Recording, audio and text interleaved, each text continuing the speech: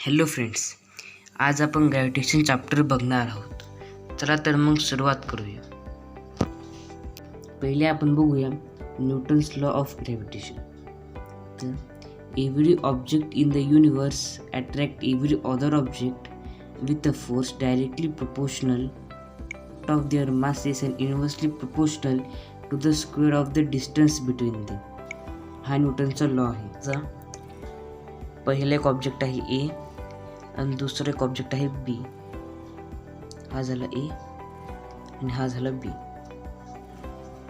तर एचं मास आहे m1 आणि बीचं मास आहे m2. तर ए हा बी कडे फोर्स लावतो F1 आणि बी हा ए कडे फोर्स लावतो F2. F is equal to हा डायरेक्टली प्रोपोर्शनल असतो यांच्या मासेसच्या प्रोडक्टशी m1 m2 आणि हा फोर्स इन्व्हर्सली प्रोपोर्शनल असतो त्या दोघांमधल्या डिस्टन्सच्या स्क्वेअरशी म्हणजे r². युनिवर्समधला प्रत्येक ऑब्जेक्ट दुसऱ्या ऑब्जेक्टला अट्रॅक्ट करतो एका विशिष्ट फोर्सनं आणि तो फोर्स त्या दोन ऑब्जेक्टच्या मासेसशी डायरेक्टली प्रोपोर्शनल असतो आणि त्यांच्यामधलं जे अंतर आहे त्याच्या स्क्वेअरशी इन्व्हर्सली प्रोपोर्शनल असतो. आता आपण पुढे चालूया. पुढे आहे प्रॉपर्टीज ऑफ ग्रॅव्हिटेशनल फोर्स, म्हणजे ग्रॅव्हिटेशनल फोर्सच्या प्रॉपर्टीज. तर मित्रांनो, पहिली प्रॉपर्टी आहे the gravitational force of attraction between two given bodies is independent of nature of the intervening medium. म्हणजे दोन ऑब्जेक्टमधला ग्रॅव्हिटेशनल फोर्स हा त्यांच्या मीडियमवर अवलंबून नसतो. म्हणजे की जर आपण दोन ऑब्जेक्ट पाण्यात टाकले किंवा तेलात टाकले त्यांच्यामधल्या ग्रॅव्हिटेशनल फोर्समध्ये फरक नाही पडणार, तो ग्रॅव्हिटेशनल फोर्स सारखाच राहील. ही झाली पहिली प्रॉपर्टी. दुसरी प्रॉपर्टी आहे it is independent of nature of the intervening medium. तो त्याच्या मीडियमच्या नेचरवर अवलंबून नसतो. नंतर तिसरी property it is also independent of the nature and size of the bodies till their masses remain the same and the distance between their centres is fixed. आणि gravitational force हा त्या बॉडीजच्या नेचर आणि साईजवर सुद्धा इंडिपेंडंट असतो जोपर्यंत त्यांचं मास हे सारखंच राहतं आणि त्यांच्या सेंटरमधलं डिस्टन्स हे कॉन्स्टंट राहतं किंवा फिक्स राहतं. The gravitational force of attraction between two bodies form action and reaction pair. म्हणजे की समजा अर्थ आहे आणि छोटा ॲपल आहे, तर अर्थसुद्धा ॲपलवर ग्रॅव्हिटेशनल फोर्स अप्लाय करतो आणि ॲपलसुद्धा अर्थवर ग्रॅव्हिटेशनल फोर्स अप्लाय करतो.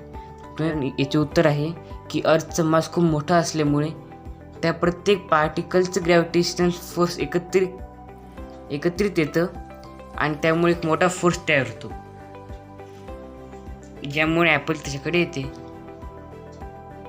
चला आता पुढे पोहूया. आता आपण बघूया ग्रॅव्हिटेशनल कॉन्स्टंट म्हणजे G. It is numerically equal to the gravitational force between two minute masses kept unit distance apart. तर the value of G is equal to 6.67 into 10⁻⁻11 newton kg⁻² metre square. मत आहे 6.67 into 10⁻11 10⁻11. मग पुढे आहे newton metre square upon मध्ये kg square म्हणजे kgचा बरोबर. तर पुढे जाऊया. पुढे आहे ॲडव्हान्टेजेस ऑफ ग्रॅव्हिटेशनल फोर्स, म्हणजे ग्रॅव्हिटेशनल फोर्सचे काय फायदे आहे. तर to hold the atmosphere in a position around our globe. म्हणजे पृथ्वीचा ॲटमॉस्फिअर धरून ठेवतो ग्रॅव्हिटेशनल फोर्स. नाही तर आपल्या पृथ्वीवर ॲटमॉस्फिअर नसतं जर ग्रॅव्हिटेशनल फोर्स नसता तर. सेकंड आहे to hold us firmly on the surface of the earth. म्हणजे आपण अर्थच्या ग्रॅव्हिटेशनल फोर्समुळेच या धर्तीवर स्थिर आहोत. म्हणजे त्या ग्रॅव्हिटेशनल फोर्सनं आपल्याला धरून ठेवलेले. नाही तर आपण स्पेसमध्ये पाहिलं तर आपण जमिनीवर टिकून राहत नाही. तर हा एक ग्रॅव्हिटेशनल फोर्सचा फायदा आहे. पुढे आपण पाहूया ॲक्सेलरेशन ड्यू टू ग्रॅव्हिटी. गेला आपण स्मॉल जीनं डिनोट करतो. Acceleration produce in a body due to earth gravitational force is called as acceleration due to gravity. म्हणजे की एखाद्या बॉडीमध्ये अर्थच्या ग्रॅव्हिटेशनल फोर्समुळे प्रोड्यूस होणारं ॲक्सेलरेशन, त्याला आपण ॲक्सेलरेशन ड्यू टू ग्रॅव्हिटी म्हणतो. आता तुम्ही म्हणसाल ॲक्सेलरेशन म्हणजे काय?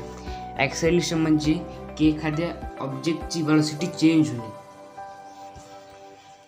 Change in velocity per unit time, त्याला आपण ॲक्सेलरेशन असे म्हणतो. समजा इथे असा उतार आहे आणि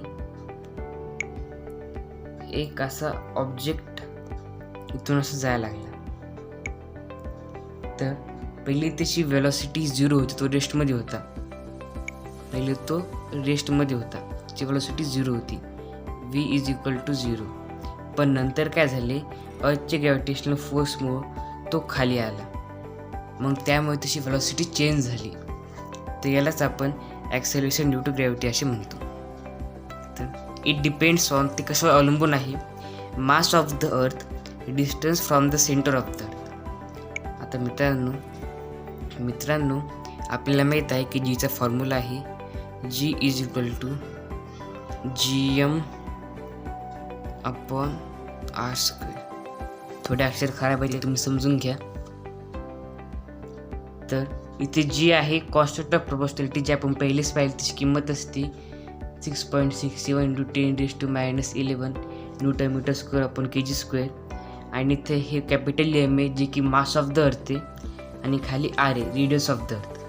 तर जी हे स्मॉल जी हे GM या डायरेक्टली प्रोपोर्शनल असतं आणि आरला इन्व्हर्सली प्रोपोर्शनल असतं. आता जिथं कॉन्स्टंट आहे, म्हणजेच जीची किंमत ही मास आणि रेडियसवर डिपेंड करते अर्थच्या.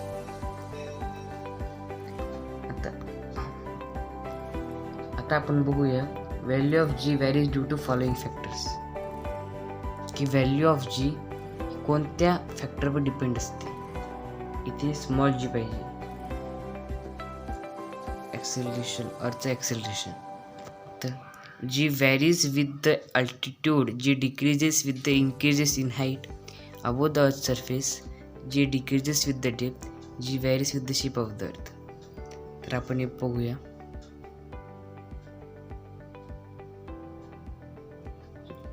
समजा हे आपली अर्थ आहे. अर्थ ही एक्झॅक्टली स्पेरिकल नाही आहे, ती गोल नाही आहे. समजा हे पोल आहे आणि हे इक्वेटर आहे, तर जीच्या सेंटरपासून पोल जवळ आहे आणि इक्वेटर लांब आहे, म्हणजे जीची किंमत ही पोलवर जास्त असते आणि इक्वेटरवर कमी असते. आपण सेंटरकडे गेलो तर अर्थचं मास काय व्हायला कमी होत आहे. म्हणजे समजा आपण इथून तिथपर्यंत आलो, तर आता अर्थचा एवढाच मास एक्झर्ट करून ग्रॅव्हिटेशनल फोर्स बाकीचा करणार नाही. त्यामुळे एमची किंमतसुद्धा कमी होईल आणि हाईटसुद्धा कमी व्हायला लागली. या दोघांच्या कंबाईंड इफेक्टमुळे जीची किंमत कमी होते आणि ती सेंटरला 0 होऊन जाते. आता आपण मास बघूया. Mass is the quantity of matter contain in a body. म्हणजे एखाद्या बॉडीमध्ये किती मॅटरची क्वांटिटी आहे त्याला आपण मास म्हणतो, म्हणजे किती पार्टिकल्स आहेत. समजा आपण एखाद्या ऑब्जेक्टचं वेट अर्थवर केलं, ते 5 किलो भरलं, आणि त्याच ऑब्जेक्टचं आपण वेट जर मूनवर केलं तर त्याचं मास 5 किलोच भरणार आहे, कारण त्याच्यामध्ये असलेली पार्टिकलची संख्या तेवढीच राहील, ती कमी जास्त नाही होणार. आणि it is measured by beam balance. Beam balance म्हणजे काय, हे दाखवलेले बीम बॅलेन्स म्हणजे तराजूसारखं. आता आपण वेट बघूया. Weight is the force with which a body attracted by the center of the earth depends upon the value of g. It is measured by spring values. Weight हा असा force आहे की ज्या फोर्सनं अर्थ त्या ऑब्जेक्टला अट्रॅक्ट करतो. म्हणजे वेट हा अर्थच्या ग्रॅव्हिटेशनल फोर्सवर डिपेंडंट आहे. आता आपण बघूया weightlessness. Weightlessness is a condition experienced by an object falling freely towards earth. In other words, a body falling freely under the gravity shows weightlessness. म्हणजे काय की जेव्हा एखादं ऑब्जेक्ट फक्त अर्थच्या ग्रॅव्हिटेशनल फोर्स खाली समजा एखादं ऑब्जेक्ट फक्त अर्थच्या ग्रॅव्हिटेशनल फोर्समुळे मूव्ह करत आहे. समजा आता सॅटेलाईट, पण सॅटेलाईटमध्ये बसलेले ह्युमन्स हे वेटलेसनेस एक्सपिरियन्स करतात कारण ते फक्त अर्थच्या ग्रॅव्हिटेशनल फोर्समुळे मूव्ह करत आहे. आता आपण काही इम्पॉर्टंट फॉर्म्युले बघूया. पहिला फॉर्म्युला आहे F is equal to m g किंवा m is equal to F upon g. तर इथे एफ आहे फोर्स किंवा वेट, एम आहे मास, जी आहे ॲक्सेलरेशन ड्यू टू ग्रॅव्हिटी, नंतर आहे v is equal to u plus a t किंवा v is equal to u plus g t. आणि तुम्हाला सांगायचं राहिलं की अर्थचं ग्रॅव्हिटेशनल फोर्स म्हणजे जेव्हा आपण अर्थच्या ग्रॅव्हिटेशनल फोर्सच्या विरुद्ध दिशेने जात असू तेव्हा ते निगेटिव्ह घेतलं जातं आणि त्याची किंमत आहे 9.8 मीटर पर सेकंड स्क्वेअर. आणि जेव्हा आपण अर्थच्या दिशेने येऊ, अर्थच्या ग्रॅव्हिटेशनल फोर्सच्या दिशेने, तेव्हा त्याची किंमत आपण प्लस धरतो, किंमत आपण पॉझिटिव्ह धरतो. आता आपण पुढचं बघूया. व्ही आहे फायनल वेलॉसिटी, यू आहे इनिशियल वेलॉसिटी, ए आहे ॲक्सिलेशन आणि जी आहे ॲक्सिलेशन due to gravity.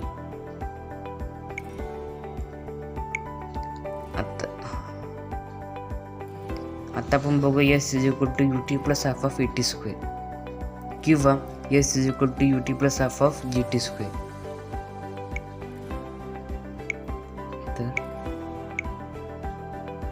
Wear s is the distance. आणि नंतर आपण बघूया u square v square minus u square is equal to 2as. म्हणजेच u square is equal to म्हणजेच v square is equal to u square plus 2gs.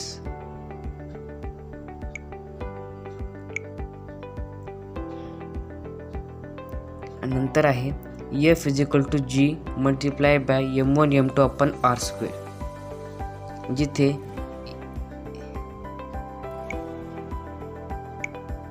F हा force आहे, m1 m2 masses of the two bodies, r त्यांच्यामध्ये distance आहे, G gravitational constant आहे, F is equal to gm upon r square. याचा सुद्धा हा formula आहे. इथे एफ म्हणजेच हे अर्थचं ॲक्सेलरेशन आहे. इथं एफच्या ऐवजी जी पण होतं, स्मॉल जी.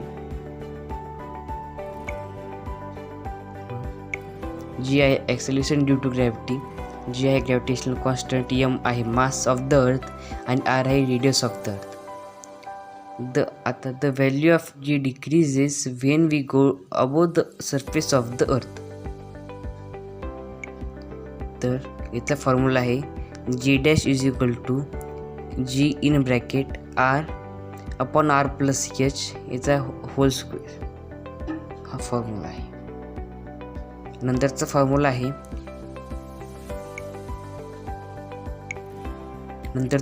आहे the value of g decreases with depth. At depth below the earth surface. मग g dash is equal to g in bracket 1 minus d upon R. मित्रांनो, चॅनलला सबस्क्राईब करायला विसरू नका आणि व्हिडिओला लाईक करा. हा व्हिडिओ तुमच्या मित्राला नक्की शेअर करा आणि हा व्हिडिओ तुम्हाला कसा वाटला आम्हाला कमेंटमध्ये नक्की कळवा. चला तर भेटूया पुढच्या व्हिडिओमध्ये. बाय.